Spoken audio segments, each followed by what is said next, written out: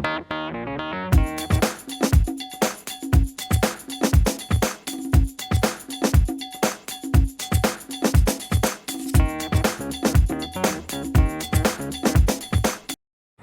To ജാസസ് food book. നമുക്ക് വളരെ എളുപ്പത്തിൽ വെള്ളയപ്പം എങ്ങനെ ഉണ്ടാക്കാൻ നോക്കാം. അതിന് വേണ്ടിയിട്ട് ഞാനിവിടെ എടുത്തേക്കുന്നത് 2 കപ്പ് അരിപ്പൊടി എടുത്തിട്ടുണ്ട്. നമ്മൾ വറുത്ത അരിപ്പൊടി, നമ്മൾ പത്തിരിക്കും പുട്ടിനും ഇടിയപ്പത്തിനൊക്കെ എടുക്കുന്ന അരിപ്പൊടി. പിന്നെ വേണ്ടത് ഉഴുന്ന്. ഈ ഒരു ടേബിൾ സ്പൂണിൽ 6 ടേബിൾ സ്പൂൺ ഉഴുന്ന് വെള്ളത്തിലിട്ട് വെച്ചാണിത്. നന്നായിട്ട് കഴുകിയതിന് ശേഷം ഒരു 1.25 കപ്പ് വെള്ളം ഒഴിച്ചിട്ട് കുതിരാൻ വേണ്ടി വെച്ചാണ്. ഒരു 4 മണിക്കൂർ ഇട്ട് വെച്ചിട്ടുണ്ടായിരുന്നു. പിന്നെ വേണ്ടത് ചോറ്. ഞാനിവിടെ ഒരു 5 ടേബിൾ സ്പൂൺ ചോറ് എടുത്തിട്ടുണ്ട്. ഇനി നമുക്കിതൊന്ന് അടിച്ച് വെക്കുന്നത് എങ്ങനെയാണെന്ന് നോക്കാം. ഇനി നമുക്ക് മിക്സിയുടെ ജാർ എടുക്കാം. അതിലേക്ക് നമുക്ക് ഉഴുന്നിട്ട് കൊടുക്കാം, ചോറ് ഇട്ട് കൊടുക്കുക. ഒന്നിച്ചടിച്ചോ ഒരു കുഴപ്പമൊന്നുമില്ല. പിന്നെ ഇതിലേക്ക് 1 കപ്പ് വെള്ളം ഒഴിച്ചിട്ട് നമുക്കിതൊന്ന് അടിച്ചെടുക്കാം. ഞാൻ ആ ഉഴുന്ന് വെള്ളത്തിലിട്ട അതേ വെള്ളം തന്നെയാണ് എടുത്തേക്കുന്നത്. കാരണം അപ്പോൾ കുറച്ചും കൂടി നല്ല സോഫ്റ്റ് ഉണ്ടാവും, നമ്മളപ്പം നന്നായിട്ട് പൊന്തി വരികയും ചെയ്യും. ഇനിയിപ്പോൾ നിങ്ങൾക്ക് ആ വെള്ളം എടുക്കുന്നില്ലെങ്കിൽ വേറെ വെള്ളമായാലും കുഴപ്പമൊന്നുമില്ല. സാധാരണ വെള്ളം എടുക്കാൻ നമുക്ക് കറക്റ്റ് 1 കപ്പ് വെള്ളത്തിൽ അടിച്ച് വെക്കണം. അളവ് പ്രത്യേകം ശ്രദ്ധിക്കണം. ഈ അരിപ്പൊടി ചെയ്യുന്നതുകൊണ്ട് അളവ് പ്രത്യേകം ശ്രദ്ധിക്കേണ്ടതാണ്. ചോറും ഉഴുന്നും കൂടി അടിച്ചെടുത്തിട്ടുണ്ട്. ഇനി നമുക്കിതിലേക്ക് 2 കപ്പ് അരിപ്പൊടി ഇട്ട് കൊടുക്കുക.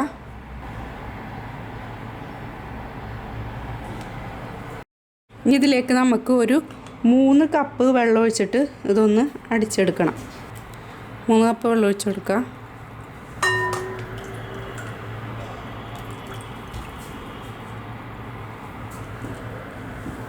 അപ്പോൾ അരിപ്പൊടി ആയതുകൊണ്ട് പ്രത്യേകം ശ്രദ്ധിക്കണം. മിക്സിയുടെ ജാറിലൊക്കെ ശരിക്ക് ഇതൊന്ന് പിടിച്ചിരിക്കാൻ ചാൻസ് ഉണ്ട്. അപ്പോൾ ഒന്നില്ലെങ്കിൽ കൈ കൊണ്ടോ അല്ലെങ്കിൽ ഇതേപോലെ ടേബിൾ സ്പൂൺ കൊണ്ടോ ഇതൊന്ന് ഇളക്കി കൊടുക്കണത്. നമ്മുടെ വെള്ളയപ്പത്തിനുള്ള മാവ് അടിച്ചെടുത്തിട്ടുണ്ട്. അപ്പോൾ ഇതൊന്ന് വേറൊരു ബൗളിലോട്ട് മാറ്റാം. ഇതാണ് ഇതിൻ്റെ പാകം. ഇനിയിപ്പോൾ മാവെടുക്കുമ്പോൾ ഒന്നും കൂടി കട്ടിയായിട്ടുണ്ടാവും. ഇതിൻ്റെ കറക്റ്റ് അളവ് ഉഴുന്നും ചോറും 1 കപ്പ് വെള്ളത്തിൽ അടിച്ചെടുക്കുക. അതിന് ശേഷം നമ്മൾ 2 കപ്പ് അരിപ്പൊടി ഇട്ട് കൊടുക്കുക. നമ്മൾ ഏത് കപ്പിലാണോ അരിപ്പൊടി എടുക്കുന്നത് ആ കപ്പിൽ തന്നെ 3 കപ്പ് വെള്ളം ഒഴിച്ചിട്ട് ഇതൊന്ന് എല്ലാം കൂടി മിക്സിയിൽ അടിച്ചെടുക്കുക. ഒരുപാട് നേരമൊന്നും അടിക്കേണ്ട ആവശ്യമില്ല, കാരണം അരിപ്പൊടിയാണ്. പിന്നെ നമ്മൾ നേരത്തെ ഉഴുന്നും ചോറും കൂടി അടിച്ചെടുത്തതാണ്. അപ്പോൾ അത് എല്ലാം കൂടി ഒന്ന് മിക്സ് ചെയ്യേണ്ട ആവശ്യമുള്ളൂ. കുറേ നേരം അടിക്കേണ്ട ആവശ്യമില്ല കേട്ടോ. മിക്സിയുടെ ജാറിൽ 3 കപ്പ് വെള്ളം ഒഴിച്ചിട്ട് അടിച്ചെടുക്കാൻ പറ്റുന്നില്ല എന്നുണ്ടെങ്കിൽ നിങ്ങൾ 2 കപ്പ് വെള്ളം ഒഴിച്ചതിന് ശേഷം ഇത് മിക്സ് ചെയ്ത് നന്നായിട്ട് അടിച്ചതിന് ശേഷം 1 കപ്പ് വെള്ളം കൂടി ഒഴിച്ചു കൊടുത്താൽ മതി. ഈ റെസിപ്പി നമുക്ക് അരി വെച്ചിട്ടും ചെയ്യാം. അപ്പോൾ അളവിൽ കുറച്ച് വ്യത്യാസം വരുന്ന മാത്രമേ ഉള്ളൂ. അപ്പോൾ നമുക്ക് രാത്രിയൊക്കെ ചോറ് ബാക്കിയാവുമെന്ന് കണ്ടിട്ടുണ്ടെങ്കിൽ അപ്പോൾ തന്നെ നമുക്ക് അടിച്ച് വെക്കാവുന്നതാണ്. 1 മണിക്കൂർ ഉഴുന്ന് വെള്ളത്തിലിട്ട് വെച്ചാൽ മതിയാവും. 4 മണിക്കൂർ ഇട്ട് വെച്ചാൽ നല്ലതാണ്. ഇപ്പോൾ നമ്മൾ ചിലപ്പോൾ ഉഴുന്നൊക്കെ വെള്ളത്തിലിട്ട് വെക്കുക, അരി വെള്ളത്തിലിട്ട് വെക്കാനൊക്കെ മറക്കുകയാണെന്നുണ്ടെങ്കിൽ അപ്പോൾ ഈ ഒരു റെസിപ്പി ചെയ്യാവുന്നതാണ്. അപ്പോൾ കുറഞ്ഞത് 1 മണിക്കൂർ ഉഴുന്ന് വെള്ളത്തിലിട്ടിട്ട് നമുക്ക് ചെയ്യാൻ പറ്റും. പിന്നെ ഇപ്പം ഉപ്പൊന്നും ഇട്ട് വെക്കേണ്ട ആവശ്യമില്ല. ഇനി ഇതൊന്ന് കറക്റ്റ് 14 മണിക്കൂറൊന്ന് നമുക്കിതൊന്ന് പൊന്താൻ വേണ്ടി വെക്കാം.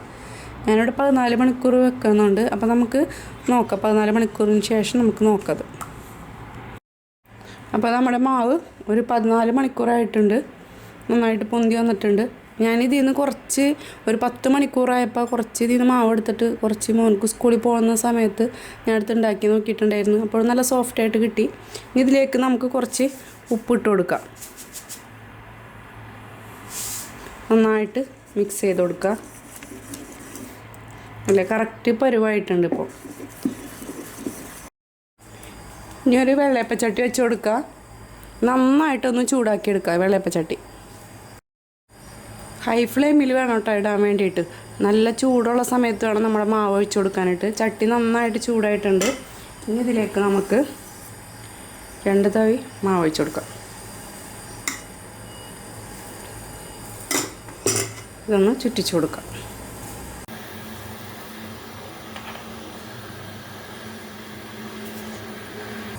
ഈ ഹോളൊക്കെ വന്നതിന് ശേഷം ഒന്ന് തീയൊന്ന് കുറച്ചിടുക. അതിന് ശേഷം നമുക്കൊന്നൊന്ന് മൂടി വെച്ച് കൊടുക്കാം. നമുക്കിനി ഇതൊന്ന് നോക്കാം. ഉണ്ടോ, സൈഡൊക്കെ നന്നായിട്ട് വിട്ട് വന്നിട്ടുണ്ട്, അടിയിൽ നന്നായിട്ട് പൊന്തി വന്നിട്ടുണ്ട്. ഇനി ഇതൊന്ന് നമുക്ക് എടുക്കാം.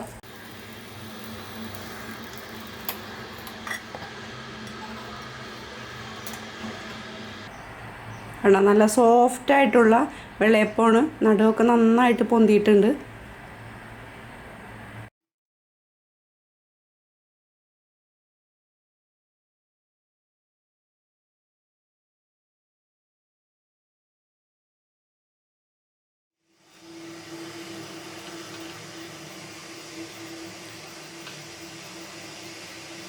ഇനി നമുക്ക് നമ്മുടെ ഈ വെള്ളയപ്പച്ചട്ടി ഇല്ലാത്തവർക്ക് ഇത് നോൺ സ്റ്റിക്കിൻ്റെ ചട്ടിയിൽ ഉണ്ടാക്കിയെടുക്കാം. അത് ഞാൻ കാണിച്ചു തരാം. ചട്ടി ഒന്ന് നന്നായിട്ട് ചൂടായതിന് ശേഷം ഇതിലേക്ക് 2 തവി മാവ് ഒഴിച്ച് കൊടുക്കുക.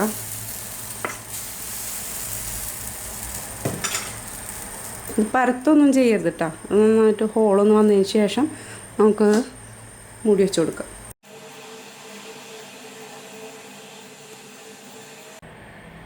നോൺ സ്റ്റിക്ക് പാനിൽ വെക്കുമ്പോൾ ഒന്ന് തീ ഒന്ന് കുറച്ചിട്ടിട്ട് ഈ ഹോളൊന്ന് വന്നതിന് ശേഷം മാത്രം ഒന്ന് 1 സെക്കൻഡ് ഒന്ന് മൂടിയിട്ടാൽ മതി കേട്ടോ. നോൺ സ്റ്റിക്ക് പാനിലുണ്ടാക്കിയ വെള്ളയപ്പമാണിത്. നന്നായിട്ട് വന്നിട്ടുണ്ട്, കണ്ടോ, നല്ല സോഫ്റ്റ് ആയിട്ടുണ്ട്. അപ്പോൾ ചിലർക്കൊരു ഡൗട്ട് ഉണ്ടാവും ഇത് ദോശമാവിൻ്റെ അതേ സെയിം കൂട്ടാണെന്നുള്ളത്.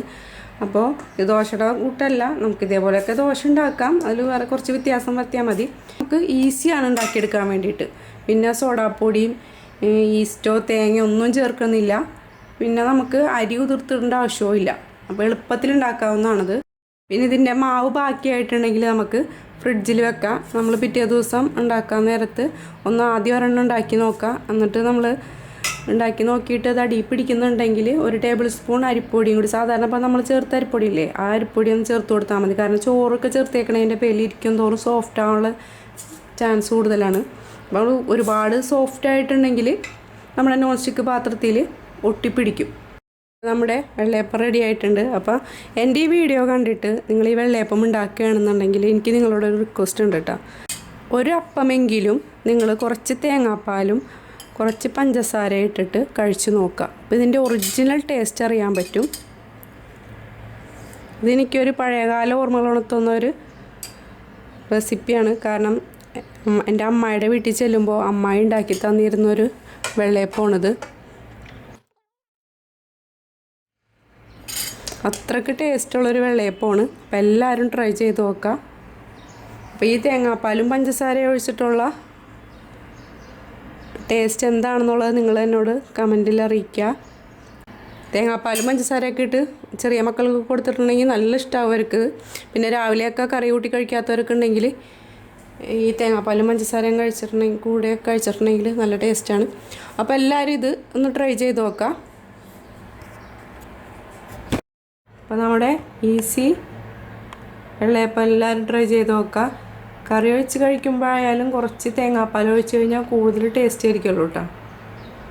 അപ്പോൾ എല്ലാവരും ട്രൈ ചെയ്ത് നോക്കിയിട്ട് അഭിപ്രായം അറിയിക്കുക. അടുത്ത വീഡിയോ ഇട്ട് വരുന്നവരെ ഓക്കെ, ബൈ, സി യു.